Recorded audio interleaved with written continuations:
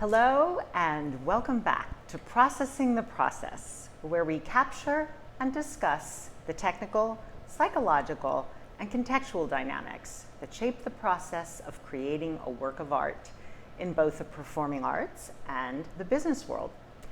Week by week, we're following Anthony Mangone, owner of Trattoria 632 in Purchase, New York, as he navigates the internal struggles and external circumstances that impact the development of his restaurant business.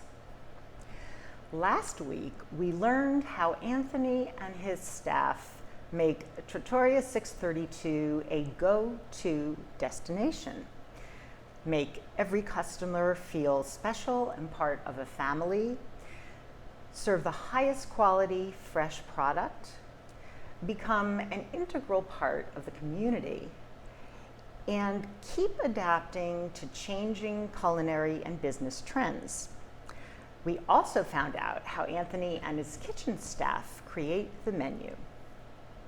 This week, Anthony will be bringing us into his decision-making process with regard to alcoholic beverages, interior design, entertainment, lunch service and pre-theater service, and point-of-sale technology. We'll also start to pull back the curtain on the life of a sole proprietor. So lots to look forward to.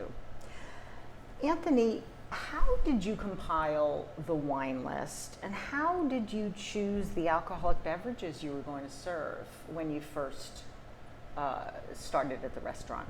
So interestingly enough, when we first opened, again, if you recall, I deferred a lot of that decision making to our former partners. Right. And our first wine list resembled something of a textbook. Oh, it was a wow. rather vast list. And what happens is in New York State, sales are governed by New York State Liquor Authority. Right. And the New York State Liquor Authority identifies certain distributors that are permitted to sell wine and spirits to restaurants and retail stores. So in New York, we have two major distributors, that being Southern Wine and Spirits and Empire. And when we first opened, you get visits from a lot of different salespeople. Yes. And this one particular salesperson had come in and convinced us that we needed to have all of these different wines for various reasons. Mm-hmm. And the list was extraordinary. And you don't start to realize it. So now you have to take in all this inventory and you have to pay for it. And Right. You're just starting out and you have to be conscious of your liquidity. Mm-hmm. And as a result, we had this very, very large list, and we weren't selling the wines. Oh. So Oops. over time, we had to literally offer it as sale items, half off bottles, eventually pared it down, and now our list is probably a third of what our original list was. Yeah. So again, it's a part of the learning process when you open up. Again, this was not the world I was from.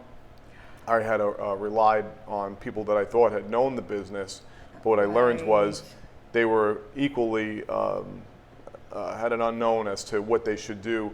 Carrying inventory is a killer in any business, particularly this business. Exactly. So now that it's 1/3 of its original size, what does it include?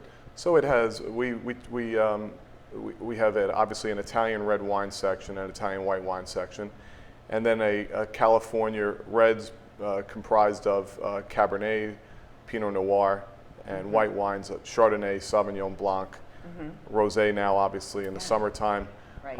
and Prosecco. We've cut the list down dramatically, and it was important to do that because otherwise, even the patrons when they come in get confused as to which wine to order, right? If you have, 13 different Cabernets and 14 different Montepulcianos, at what point can you, going back to what we discussed before, where you want to have that interaction with the customer and you want to be able to speak confidently on your product line, at what point do you turn around and say, everything on my list is great? It kind of goes against reality. Right. So those are the wines. I think the beers, the spirits. What choices did you make there? Again, when we first started out, we probably had 7 different vodkas, and because everybody comes in, you have to have this, you have to have it. I pared it down. We stick with what they call a well vodka, which is primarily a no-name brand vodka, and then we have our Tito's, which is a staple, Kettle One, and Grey Goose, and Belvedere. Those are the ones that everyone orders from now.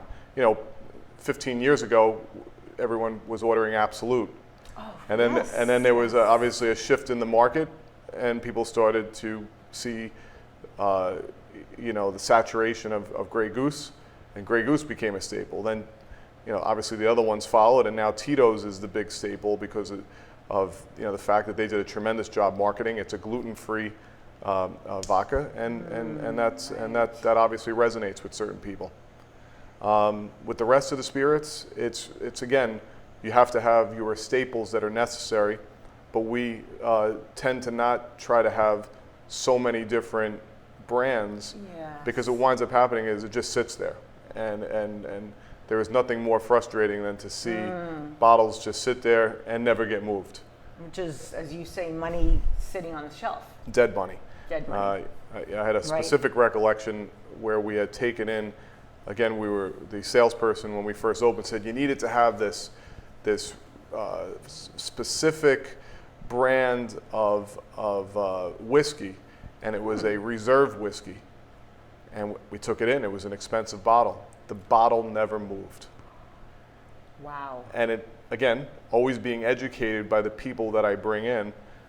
At the time, we had a part-time bartender who was also a full-time bartender at a steakhouse in the city that is now closed. And he was in the business forever, and he had said to me, I'm a bartender in a New York, Manhattan steakhouse. We wouldn't sell that in our steakhouse. Wow. You guys have it. So it's always a learning process as you go along. You also, in our discussions, talked about when you're thinking of full bottles, that you only need to offer maybe one at each key price point. Correct. Again, I'm conscious of our clientele and understand that in as much as our clientele tends to be on the upper middle class level, we don't want to sit there and price ourselves out of the market. So we tend to have on our market price, with our red wines, we'll start a bottle maybe at 40, we'll go up to 60, then maybe to 100. We do have some other high-end wines, but quite frankly, those are really more for my use, and we have them available. And every once in a while, we'll have a customer who knows that I collect certain wines, and he'll say, "I want to buy a bottle of wine that's not on your list. Do you have anything that Anthony has in his?" And so we're able to offer that.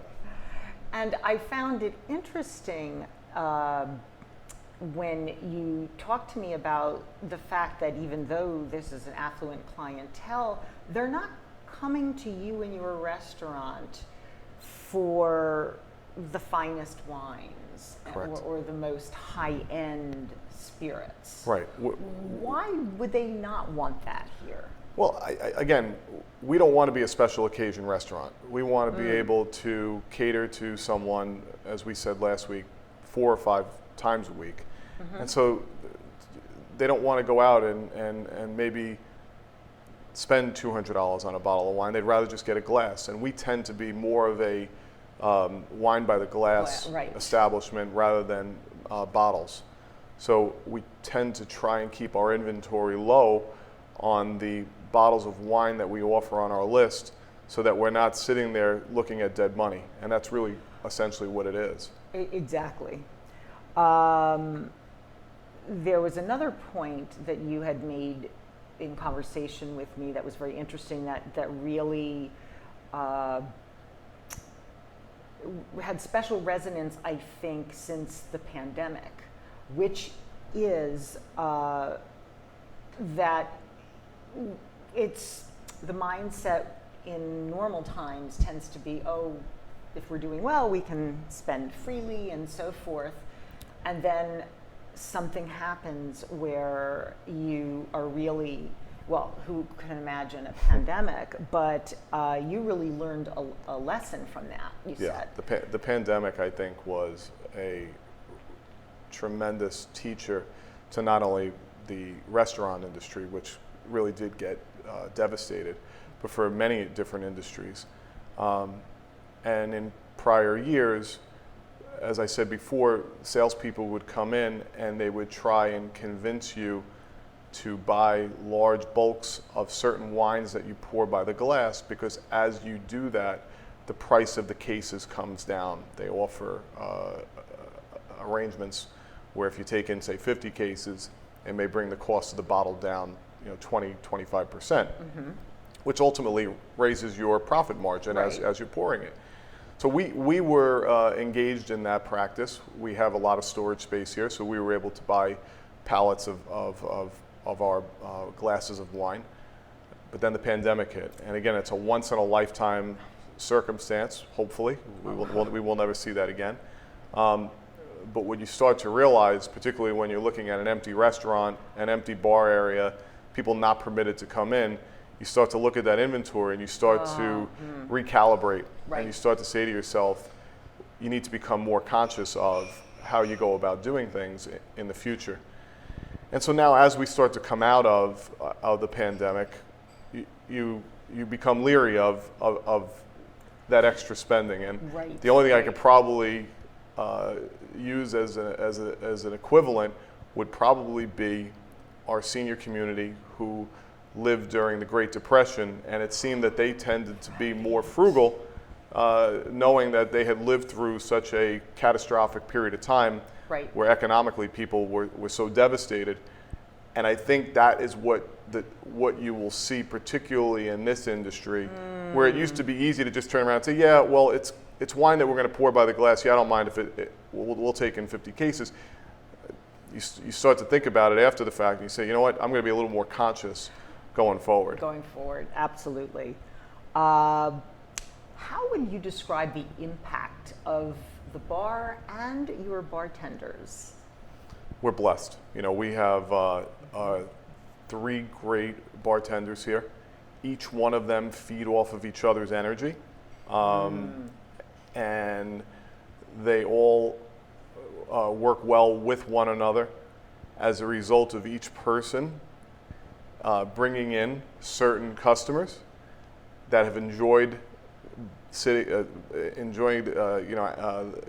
whether they had a meal there or just a night out. They wind up enjoying it so much that they wind up meeting the next bartender, develop a relationship with that person, and it's been just a wonderful synergy that they share and that we share here at the restaurant. And that translates into, I would imagine, great business for you. It does. Just digressing back to when we had the fire, we had to redesign certain parts of the restaurant, and at that time, it was my suggestion to make the bar much larger than what we did.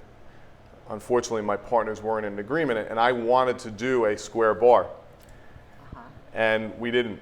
And fortunately, in 2019, we did, in fact, redesign the bar area, and we made the bar area what it is now, which is extraordinarily larger than what it was. Oh, yeah.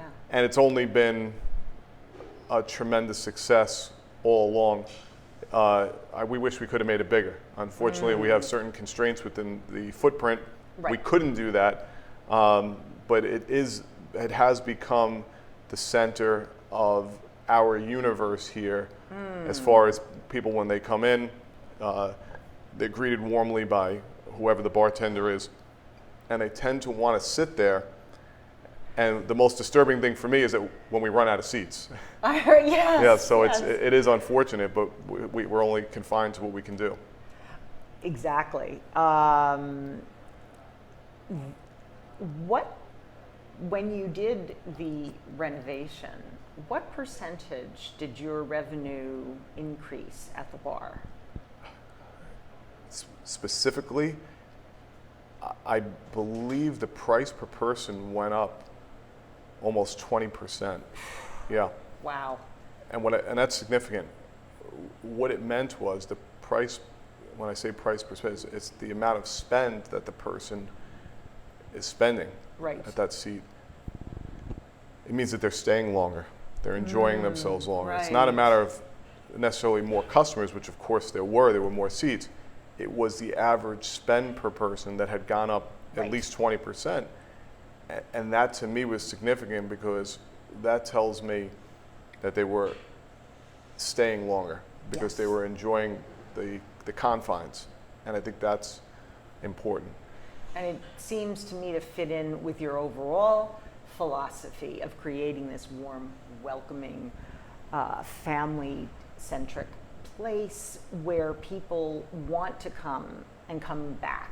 And when they're here, they want to stay. Correct. And if they're at the bar, they thought they were coming in for a drink, I would imagine they wind up having an appetizer, they wind up having, you just wind up ordering more. And correct.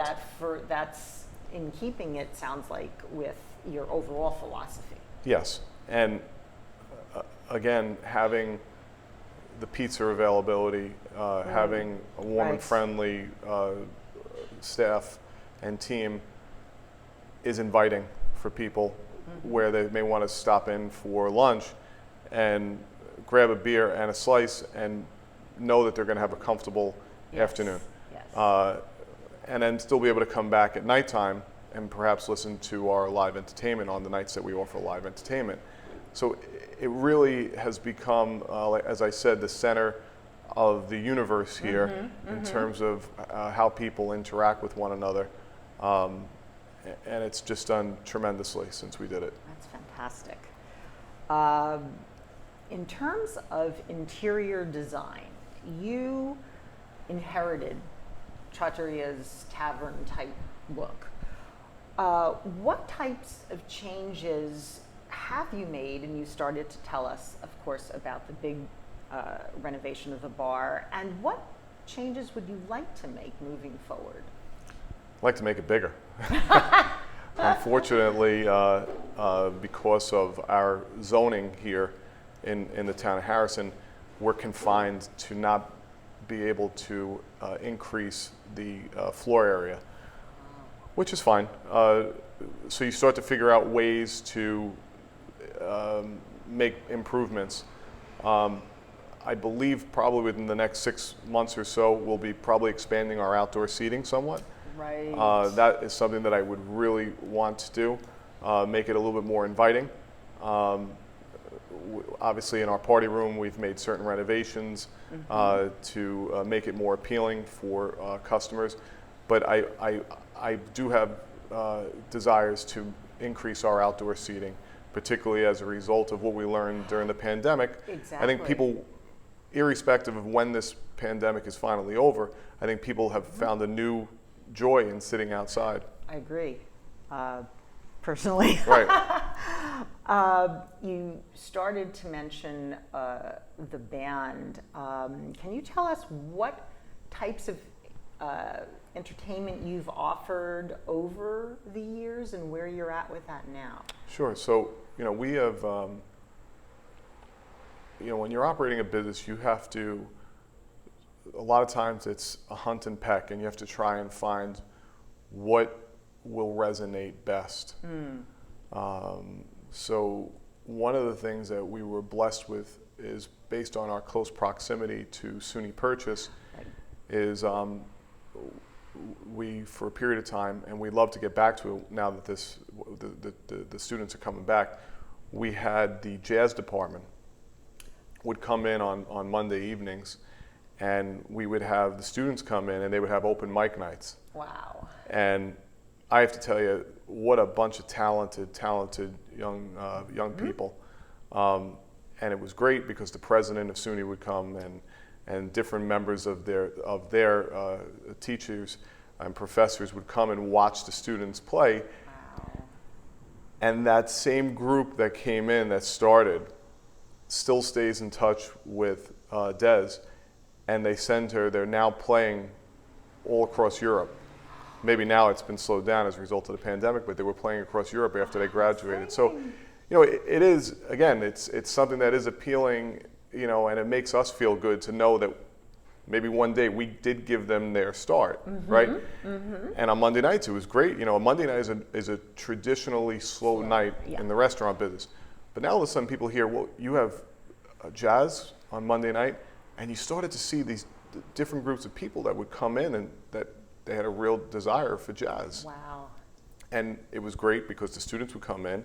I had never seen an open mic night, and it was interesting how they did it. So one guy would stop, another guy would come right on, and it was, they were competing. Although they wouldn't tell you they were competing. They were certainly competing to see which part of the audience enjoyed who more. And we were blessed to have that, and I hope we're able to do that again. And then, of course, we have our band that has been with us for approximately 8 years now. Right. And I had the pleasure of seeing them one night at another restaurant. Oh. And this was about 8 years ago. I took their card. I told them, we want you to come and play on Thursday nights. And they said, okay. And again, going back to the hallmark, consistency. I told them, you will have a gig here every Thursday night. I don't care in the beginning, you'll play to an empty place. If it's raining out, I will not call you up and tell you don't come. Because again, they're artists, they're entertainers. This is how they're making a living. That's right. And the last thing they want to hear is a last minute cancellation. It does nothing for them. So and I kept to that promise. And they would often remind me of that. Throughout the years, they would say, there's so many other venues that we play where if they feel it's not going to be busy, they cancel us. Right. And as a result, they lose out on that opportunity to make money that evening. We never did that. Right.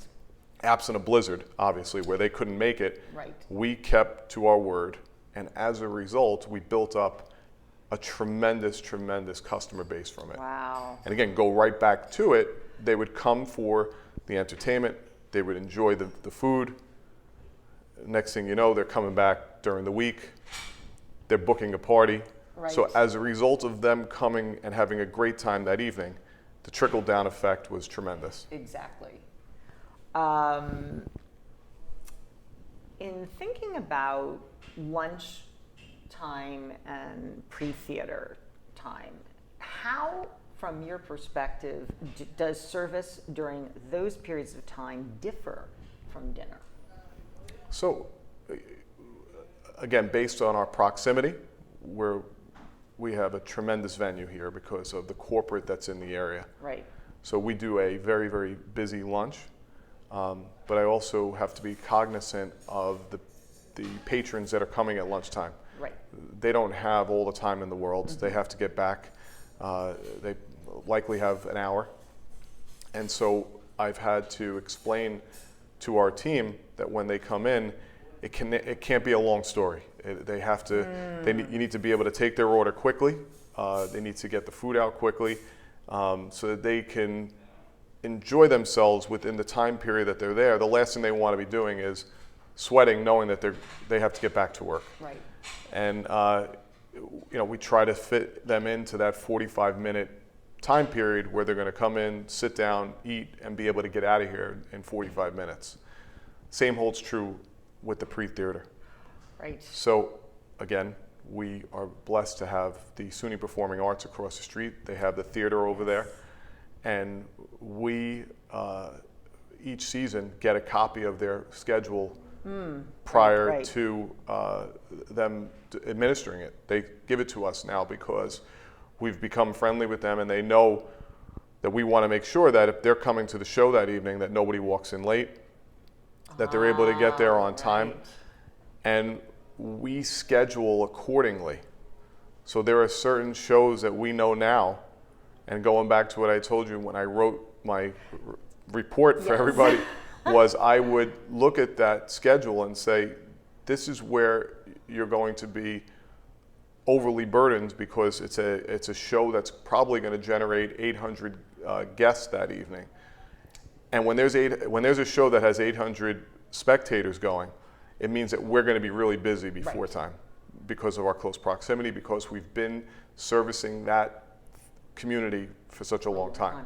But what does that mean? Well, what that means is, just like anyone else that has gone to the theater district in Manhattan, you get a more limited menu so that you can get the patrons out quickly so that they could go to their show and enjoy it and be able to say to themselves, you know, what a great experience it was to go to dinner, be able to have a great meal, get out in time, and go to the show. That's right. And undoubtedly, each year, particularly with certain shows, we see customers who come each year. Right. And it may be the only time they come, but because they're coming from out of town, they come though. They knew that they came the year before. They knew we're very quick to offer advice to people who are coming for a show, where they'll say, we'll ask them, are you coming to the show are you going to the show on Saturday evening? Yes, we are. The show starts at 8.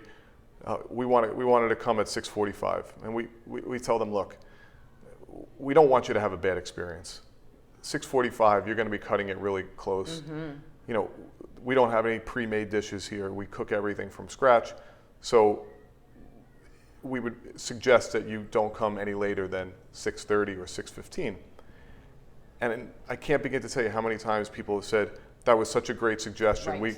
We were able to get out of here by 7:30. It's only right across the street, but nobody wants to rush. Nobody wants to sit there. Exactly. And for our side, we want them to be able to enjoy the evening, but understand that they need to be out of there quickly. Exactly. And if, you know, it's win-win. Correct. When you can do that on your end and theirs. Yeah, and from a operation standpoint, what a tremendous shot in the arm to be able to have a dinner crowd come in early enough, say 6 o'clock, be out by 7:30, and then be able to seat everybody at 7:30. Oh, right. Yeah. So there's a statement in the restaurant building. How many times do you turn your tables? And being able to do that helps dramatically. Absolutely. Now, what kind of point of sale technology have you used or have you transitioned into now? So we use an electronic, obviously based system, and it's funny. God forbid, whenever the system goes down, you would think would happen. Everybody forgets basics, which is being able to go and fill out a pad and be able to bring it into a kitchen and say, this is what we need to make. Yes. They forget that that's how it used to be done, right? Now, that when the system goes down, people just completely decompensate. So we have a point of sale system right now that we are migrating over to. It's iPad based. Right. It allows for the servers to be able to go to the tables, take the order right at the table, and what that'll do is increase expediency of getting the order into the system. And that's what it's designed for, is to increase expediency. So they take the order on the iPad. On the iPad, and they could send it right into the kitchen, as opposed to going to a station, waiting for another server who may be on that workstation, Right. where they have to wait, where they have to then do it, right? And so it's much easier. I think it cuts down also on potential mistakes and maybe special orders, because you're doing it right there as they're ordering. It's not that you're writing it down and then typing it in as the person's giving you their order. You're taking the order right there electronically, right, and transmitting it. And payment is done the same way? Payment is the same way. They could pay right there on the iPad, and so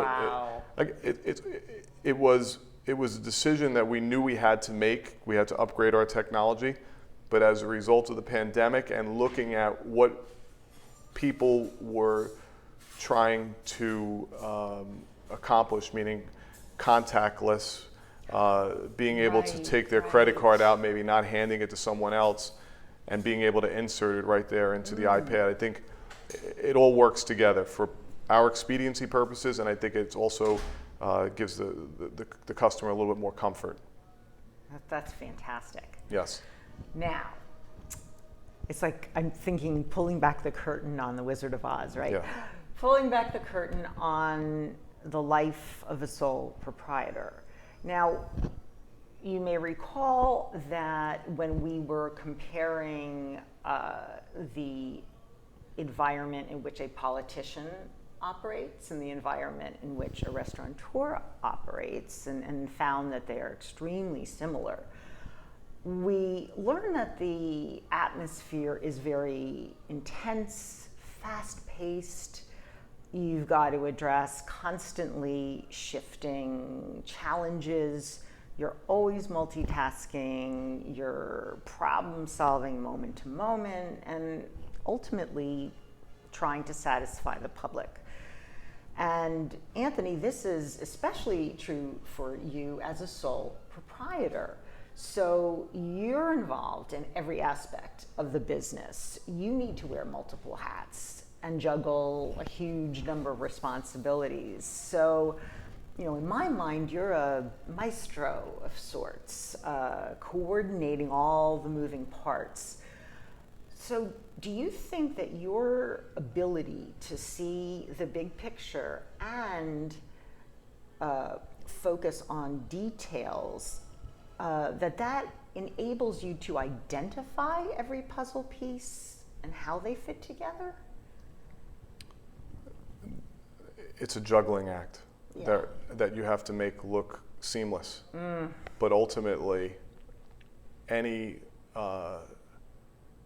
anything that's off can make the whole evening go in a complete tailspin.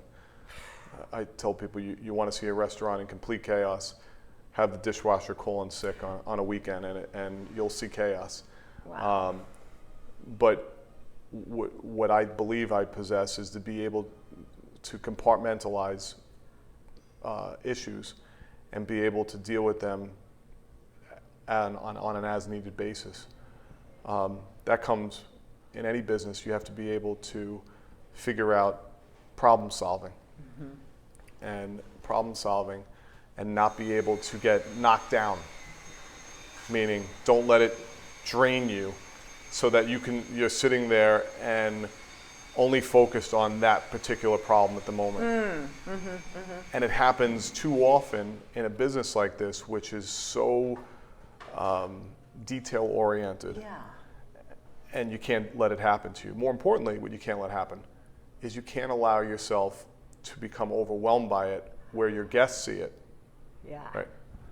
And Des had said to members of our team in the past, you got to leave your problems at the door.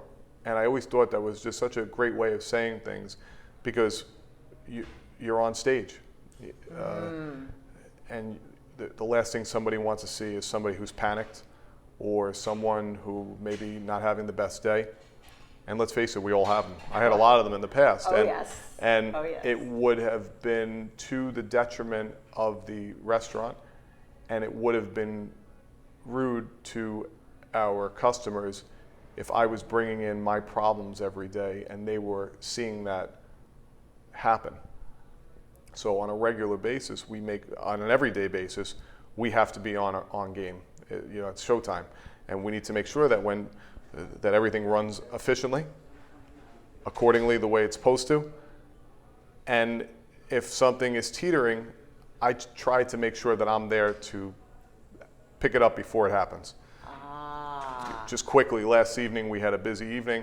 I happened to see that there was a delivery, and I looked at the address and I realized it was out of the way. I immediately knew that my delivery personnel was not going to be able to handle the other deliveries that were up, and also that delivery. I got in my car, I took it. And again, that is what you have to do as a sole proprietor. There, you have to be able to move quickly on your feet and pivot when you see things going in a certain direction.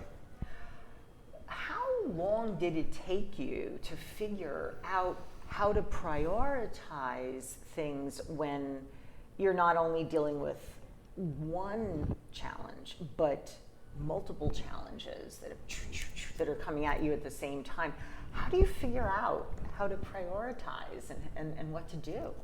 Well, first, you learn every day. There's never a day that you don't learn, and that's something that I try to instill upon my own children. There's always time to learn. So I learn every day in this business, literally.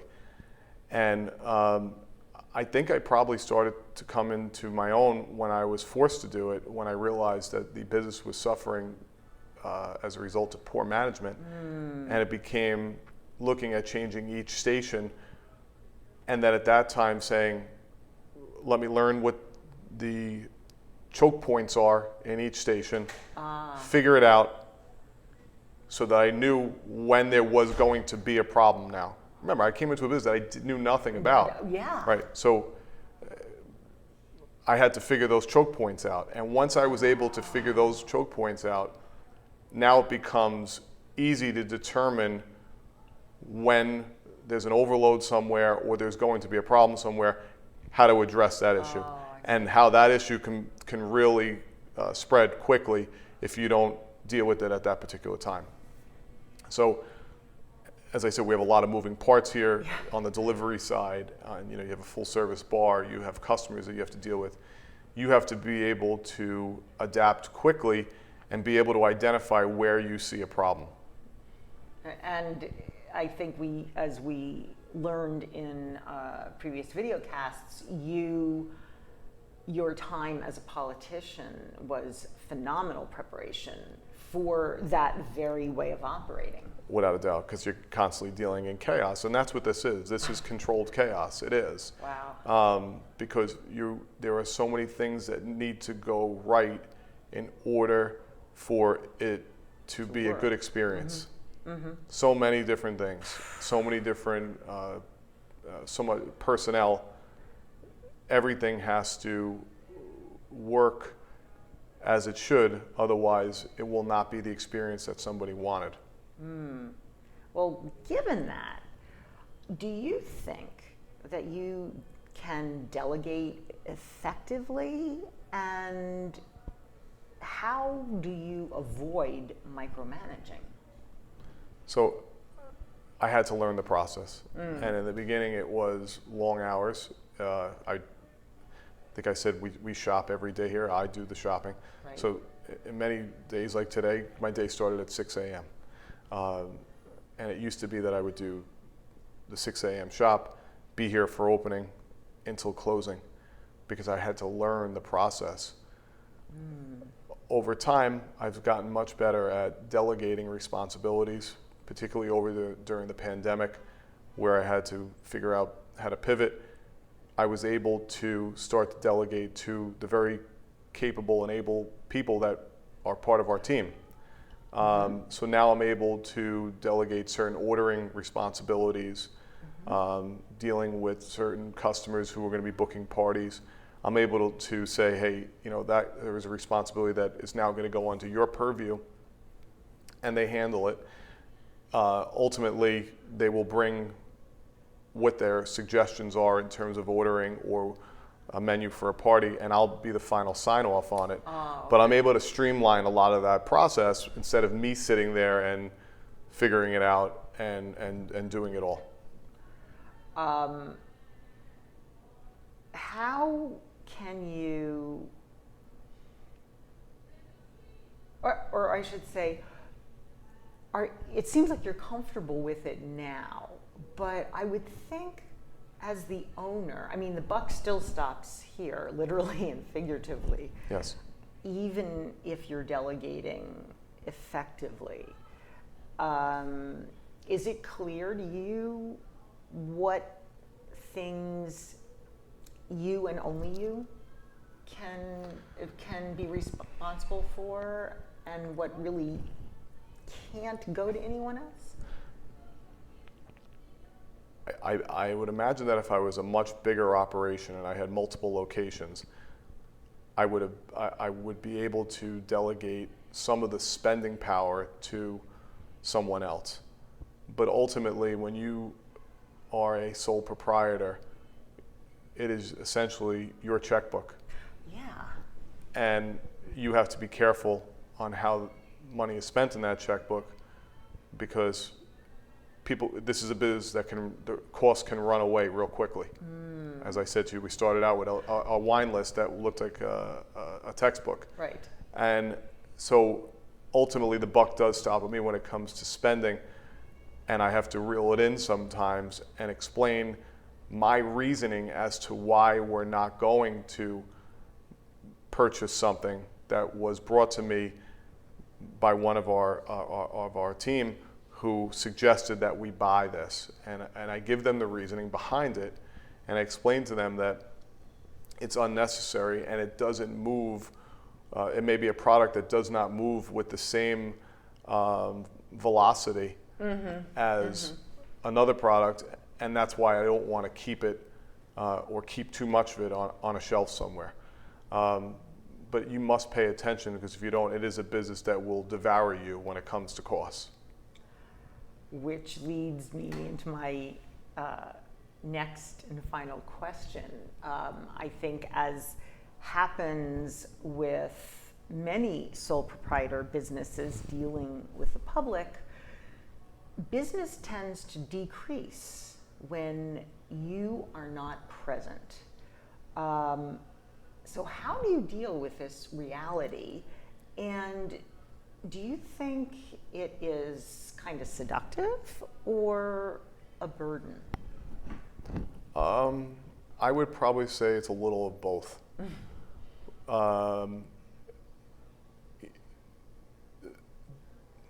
This is a business where I believe that when the customers come in, it means something to them when the owner recognizes them. Absolutely.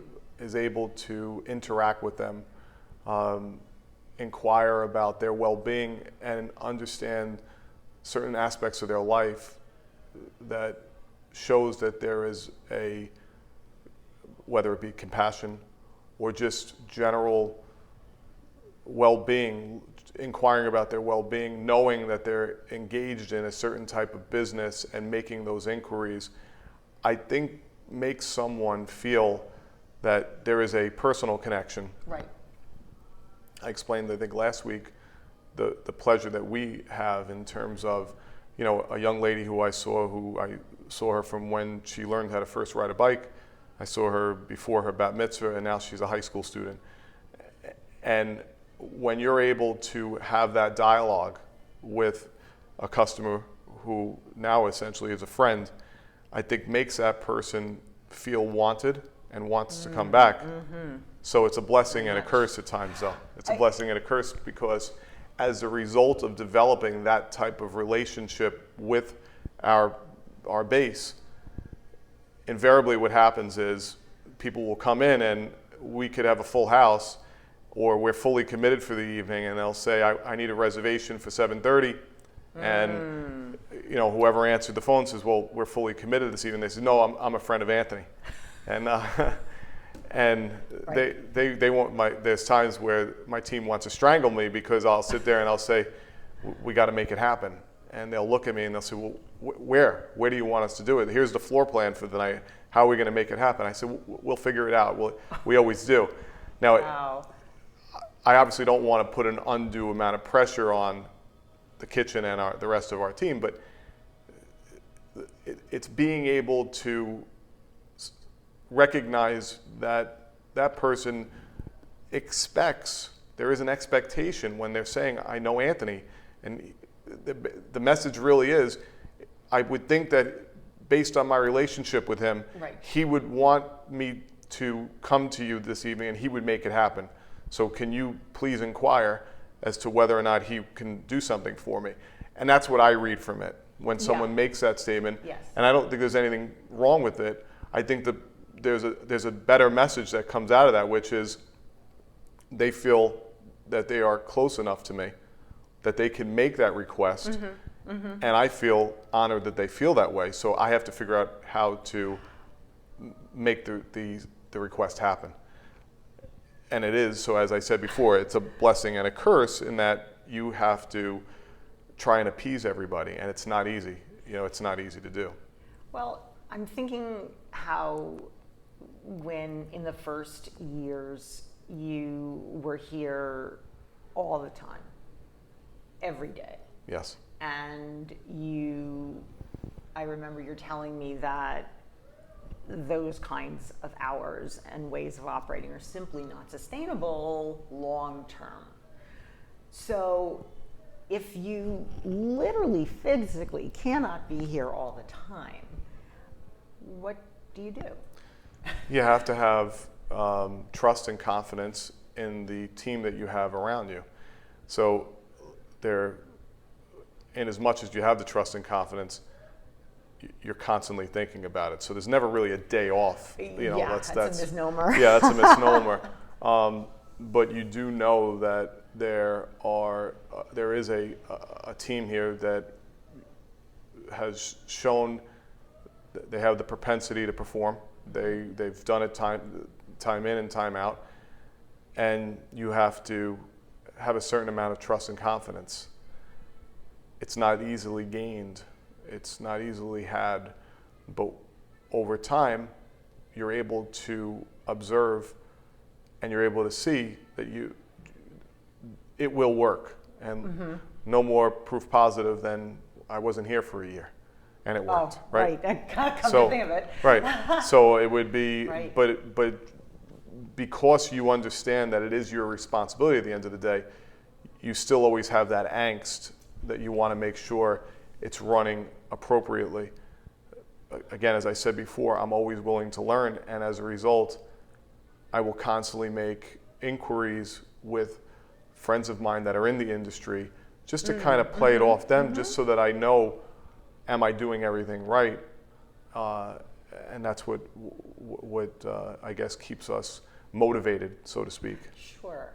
And finally, I just had an analogy. It just came to me.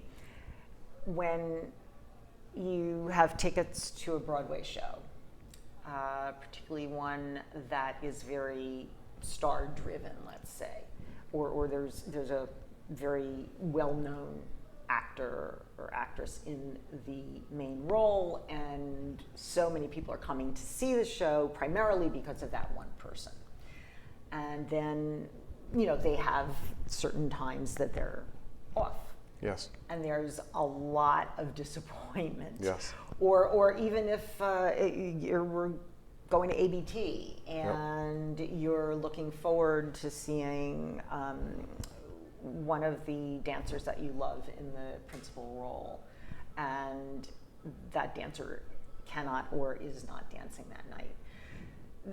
Inevitably, and this, thinking of the restaurant as theater, inevitably they're going to be disappointed because no one can be there all the time. So might that be a helpful analogy, thinking of you as the principal role, if you will? Yeah. And there's disappointment if you're not here, but I think that it seems, if you look at other theatrical settings, that's kind of part of the deal. It is, and it used to be something that weighed on me much more, where I would be concerned if I wasn't there, who was there that I needed to address. The great thing about the people that work with us here is that they recognize that, and they recognize that when certain people come in that certainly that are looking for me, they'll send me a message. I just want to let you know, Okay. Sherri's here, and we'll figure out a way to let them know that I know that they're there. And so at the end of the evening, whether it's bringing over a piece of my mother's cheesecake, or sending out something to them to let them know, I'm sorry I wasn't there tonight, but I wanted you to have this anyway. Right. I think it makes them feel like, wow, it goes back to what I said last week, where when it's a busy night and I'm bagging deliveries and I see a certain order and I say, oh, there's Terry, let me send her this. It gives them recognition that I'm thinking about them. And so that's what I try to accomplish. It's not going to happen with everyone. It just can't. It simply can't. Right. And I will get messages from customers that'll say, I was there last night, I missed you. Or they'll see me the next time they're here. I was here 2 times and you weren't here. And I say, yeah, you probably came on a Sunday when I'm not there as often. And so, you want to be cognizant of that though, because they're also sending you a message like, I wish you would have been here. I'm here and I didn't see you. Yeah. So, it's a juggling act, as I said. You have to be in this type of a business. You have to be the chief, the cook, and the bottle washer at times. And, Absolutely. And it's not an easy task. No, it is not. But one that it sounds like you feel you're doing, shall we say, good enough. The good enough mother, the good enough, what you know what I'm saying? Well, it's funny because you always want to do more, though. It's never enough. And I go back to, I think I get that from my parents, in that I look at my like my mother and the amount of effort she puts into baking, wanting to please so many different people. It's at the point now, same on her side, where if she can't be here on a Saturday evening, she'll call me on Sunday and say, who was there? And she, I wish I would have been there to say hello to so-and-so. I haven't seen them in a while. This past Saturday night, they weren't here, and there were 2 customers here saying, can you let us know when your parents are going to be here? Right. And I said, they're normally here every Saturday, but they were afraid of the storm, and as a result, they weren't here. So I think it certainly derives from my parents. Again, the trickle-down effect. Absolutely. In terms of how they're interacting with everyone, and they've developed the same rapport. And there are certain people that, will ask if they're not if my parents aren't here on a Saturday night. Where are your parents? Why are they not here? Do they have a life? Right. Exactly. Yeah. Wow. Well, please stay with us for next week's videocast as Anthony continues to let us know the ins and outs of what it's like to be a sole proprietor. And then we really have a great opportunity in store because Anthony is going to take us through a typical 24-hour period in the life of this restaurant. So we get a really detailed, getting into the trenches kind of understanding of the way this establishment operates. So don't miss it. It's going to be wonderful. And thank you, as always, for joining us today. And have a great week. See you next week.